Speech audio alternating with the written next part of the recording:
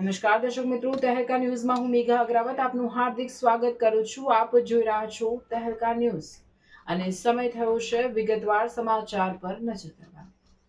ડાંગ જિલ્લાના સુબીર તાલુકામાં સમાવિષ્ટ કિરલી ગામે છેલ્લા 2 વર્ષથી પીવાના શુદ્ધ પાણીની ગંભીર સમસ્યા સર્જાઈ છે। ગામના લોકો રોજિંદા જીવન માટે આવશ્યક પાણી માટે ભારે મુશ્કેલીઓનો સામનો કરી રહ્યા છે અને પાણી મેળવવા માટે લાંબા અંતર સુધી વલખા મારવા મજબૂર બન્યા છે। સ્થાનિક ગ્રામજનોએ વારંવાર પાણી પુરવઠા વિભાગને રજૂઆતો કરી હોવા છતાં આજ દિન સુધી કોઈ યોગ્ય અને સ્થાયી ઉકેલ લાવવામાં આવ્યો નથી। આ બાબતે જિલ્લા પાણી પુરવઠા અધિકારીઓની નિષ્ક્રિયતા સામે લોકોમાં ભારે રોષ ફેલાયો છે। ગ્રામજનોએ સ્પષ્ટ ચેતવણી આપી છે કે જો તાત્કાલિક ધોરણે તપાસ હાથ ધરી અને પાણીની સુવિધા શરૂ કરવામાં નહીં આવે તો તેઓ ઉગ્ર આંદોલનનો માર્ગ અપનાવશે। ગામ લોકોનું કહેવું છે કે મૂળભૂત સુવિધા જેવી કે પીવાનું પાણી મેળવવા માટે પણ તેમને સંઘર્ષ કરવો પડે છે, જે શાસનની નિષ્ફળતા દર્શાવે છે। હાલમાં કિરલી ગામમાં તણાવપૂર્ણ પરિસ્થિતિ સર્જાઈ છે અને લોકો એકજૂથ થઈ પોતાના હક માટે લડવાની તૈયારી કરી રહ્યા છે।